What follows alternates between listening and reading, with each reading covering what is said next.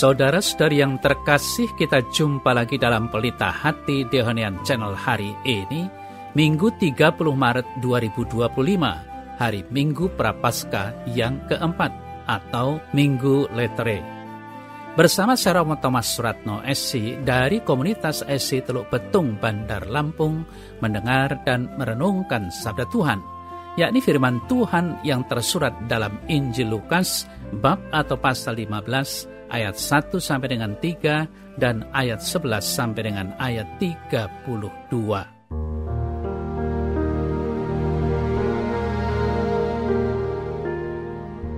Sekali peristiwa, para pemungut cukai dan orang-orang berdosa biasanya datang kepada Yesus untuk mendengarkan Dia. Lalu bersungut-sungutlah orang-orang Farisi dan ahli-ahli Taurat, katanya, Ia menerima orang-orang berdosa dan makan bersama-sama dengan mereka. Lalu Yesus menyampaikan perumpamaan ini kepada mereka. Ada seorang mempunyai 2 anak laki-laki. Kata yang bungsu kepada bapaknya, "Bapa, berikanlah kepadaku bagian harta milik kita yang menjadi hakku." Lalu bapaknya membagi-bagikan harta kekayaan itu di antara mereka. Beberapa hari kemudian anak bungsu itu menjual seluruh bagiannya, lalu pergi ke negeri yang jauh. Di sana ia memboroskan harta miliknya itu dengan hidup berfoya-foya. Setelah dihabiskan semua harta miliknya, timbullah bencana kelaparan di negeri itu, dan ia pun mulai melarat. Lalu ia pergi dan bekerja pada seorang warga di negeri itu. Orang itu menyuruhnya ke ladang untuk menjaga babinya. Lalu ia ingin mengisi perutnya dengan ampas yang menjadi makanan babi itu, tetapi tidak seorang pun memberikan sesuatu kepadanya. Lalu ia menyadari keadaannya, katanya, "Betapa banyaknya orang upahan Bapakku yang berlimpah-limpah makanannya, tetapi aku di sini mati kelaparan. Aku akan bangkit dan pergi kepada Bapakku dan berkata kepadanya, Bapa, aku telah berdosa terhadap sorga dan terhadap Bapa. Aku tidak layak lagi disebut anak Bapa. Jadikanlah aku sebagai salah seorang upahan Bapa." Lalu bangkitlah ia dan pergi kepada bapaknya. Ketika ia masih jauh, bapaknya telah melihat dia, lalu tergeraklah hatinya oleh belas kasihan. Bapak itu berlari mendapatkan dia, lalu merangkul dan mencium dia. Kata anak itu kepadanya, "Bapa, aku telah berdosa terhadap sorga dan terhadap Bapa. Aku tidak layak lagi disebut anak Bapa." Tetapi bapak itu berkata kepada hamba-hambanya, "Lekaslah bawa kemari pakaian yang terbaik, pakaikanlah itu kepadanya dan kenakanlah cincin pada jarinya dan sepatu pada kakinya. Ambillah anak lembu yang gemuk itu, sembelihlah, dan marilah kita makan dan bersukacita. Sebab anakku ini telah mati dan menjadi hidup kembali. Ia telah hilang dan didapat kembali." Lalu mulailah mereka bersukaria. Tetapi anaknya yang sulung sedang berada di ladang. Ketika pulang dan dekat ke rumah, ia mendengar suara musik dan nyanyian tari-tarian. Lalu ia memanggil salah seorang hamba dan bertanya kepadanya apa arti semuanya itu.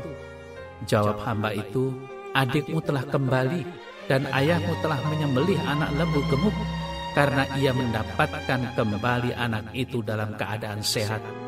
Maka marahlah anak sulung itu dan ia tidak mau masuk. Lalu bapaknya keluar dan membujuk dia. Tetapi ia menjawab bapaknya, katanya, "Telah bertahun-tahun aku melayani engkau dan belum pernah aku melanggar perintahmu. Tetapi kepadaku belum pernah engkau memberikan seekor anak kambing untuk bersuka cita dengan sahabat-sahabatku. Tetapi baru saja datang anakmu yang telah memboroskan harta kekayaanmu bersama-sama dengan pelacur-pelacur, maka engkau menyembelih anak lembu gemuk itu untuk dia." Kata bapaknya kepadanya, "Anakku, engkau selalu bersama-sama dengan aku, dan segala milikku adalah milikmu. Kita patut bersukacita dan bergembira, karena adikmu telah mati dan menjadi hidup kembali. Ia telah hilang dan didapat kembali."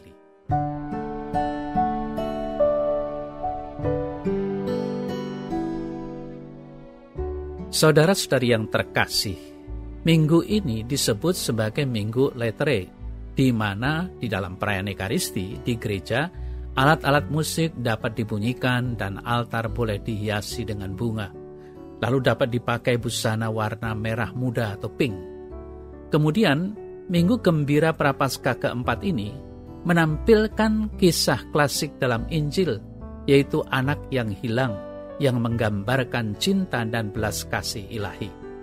Kegembiraan Bapa akan anaknya yang telah hilang telah kembali, dan kegembiraan anak yang hilang karena telah diterima lagi. Namun, saudara-saudari yang terkasih, sekilas kalau kita mendengar kisah anak hilang ini, menjadi kisah anak durhaka, anak yang tidak tahu diri. Bagaimana tidak? Dia berani-beraninya minta warisan saat ayahnya masih hidup. Itulah keungkapan kejengkelan spontan ketika kita mendengar warta Injil tadi. Kita tahu setelah menerima harta warisan, semuanya itu hanya dipakai untuk foya-foya yang ujung-ujungnya membuat hidupnya terpuruk. Itulah gambaran tentang anak yang hilang, yang terlunta-lunta karena jauh dari bapaknya. Gambaran itu menegaskan betapa pengaruh dosa membuat hidup kita terlunta-lunta jauh dari Bapa. Syukurlah, di tengah penderitaan akibat dosanya, ia sadar dan bukan hanya berpikir untuk bertobat, melainkan sungguh-sungguh bertobat, berbalik, dan kembali kepada Bapanya. Itulah yang ia katakan sambil berlutut di hadapan Bapanya, "Bapa, aku telah berdosa terhadap sorga dan terhadap Bapa. Aku tidak layak lagi disebut anak Bapa. Jadikanlah aku sebagai upahan Bapa." Saudara-saudari yang terkasih, seperti yang tadi kita dengar bersama dalam warta Injil hari ini, aku akan bangkit dan pergi kepada Bapakku. Hal itu merupakan awal kebangkitan dan hidup baru dari si putra bungsu yang malang itu. Dia telah melakukan segala sesuatu sesuai dengan haknya, namun pengalaman hidupnya berjalan tragis, di mana kebebasannya tidak menjadikan hidupnya bersahaja dan pantas dibanggakan, namun justru jatuh dalam tindakan atau perbuatan dosa. Maka, satu-satunya jalan yang bisa menyelamatkan dia dari kebinasaan ialah kembali ke kehidupan bersama Bapaknya. Saudara-saudari yang terkasih, dalam kisah itu, anak yang hilang ini ditunjukkan kepada kita semua bahwa pengampunan Allah itu luar biasa. Sadarilah bahwa prakarsa pengampunan datang dari Bapa. Sebelum pendosa, dalam hal ini anak bungsu, sempat mengakui dosa-dosanya, belas kasih Bapa telah menantikan dan menjemputnya. Pengampunan ini mengembalikan status pendosa sebagai anak yang tercinta, melebihi harapan pendosa yang hanya menginginkan menjadi hamba. Inilah kabar sukacita bagi siapapun yang telah jatuh dalam dosa. Namun, kabar gembira ini sering tidak diterima oleh orang yang kelihatannya saleh. Orang-orang yang merasa saleh ini sering tidak melihat kasih Bapa yang begitu agung, karena mereka hanya melihat jasa-jasanya yang harus mendapatkan imbalan. Orang ini sesungguhnya juga berdosa karena berpandangan keliru. Kendati demikian, Bapa pun berpaling kepadanya agar mereka mengalami kedekatan dengan dirinya. Saudara-saudari yang terkasih, ingatlah bahwa manusia diciptakan karena cinta Tuhan. Manusia itu bermandikan rahmat. Namun dalam kenyataan, manusia merasa bahwa dirinya bisa mengatur hidupnya sendiri tanpa campur tangan Tuhan atau kemurahan rahmat Allah. Bahkan manusia juga nampak dibelenggu oleh sikap yang merasa bahwa dirinya sendirilah yang berhak memiliki semua karunia rahmat atau kekayaan di rumah Bapa. Saudara-saudari yang terkasih, di sini jelas bagi kita semua bahwa Allah meminta kita semua anaknya untuk memandang Dia sebagai Bapa, yakni sumber cinta, dan semua anaknya harus hidup bersama dan bersatu dengan Bapa dan dengan semangat cinta yang sama. Kiranya hubungan dalam keluarga bangsa manusia pun harus merupakan suatu hubungan kasih. Kasih itu memungkinkan kita untuk hidup bersama dan mengatasi berbagai kebekuan dalam hukum, seperti tatkala orang menuntut hak-haknya. Kasih pula yang memungkinkan kita menerima kemurahan hati Tuhan dalam pengampunan. Saudara-saudari yang terkasih, kita pun kadang bersikap seperti anak yang hilang itu, menjauh dari Allah dan hidup jauh dari jalan-jalannya.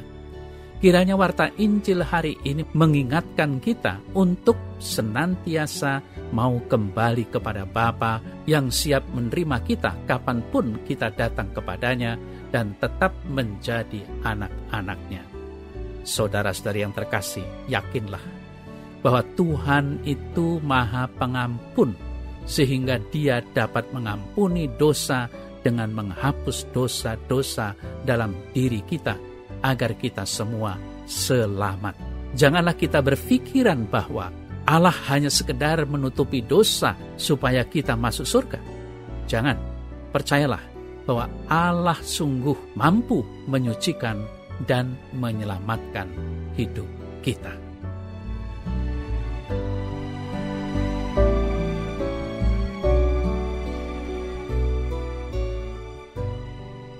Dalam nama Bapa dan Putra dan Roh Kudus. Amin. Allah yang Maha Rahim, aku menyesal atas segala dosaku, sebab patut aku Engkau hukum, sebab aku telah menghina Engkau yang Maha Murah dan Maha Baik bagiku. Aku benci atas segala dosaku dan berjanji dengan pertolongan rahmat-Mu hendak memperbaiki hidupku dan tidak akan berbuat dosa lagi. Allah, ampunilah aku, orang yang berdosa ini. Amin. Semoga Allah yang Maha Kuasa memberkati saudara dalam nama Bapa dan Putra dan Roh Kudus. Amin.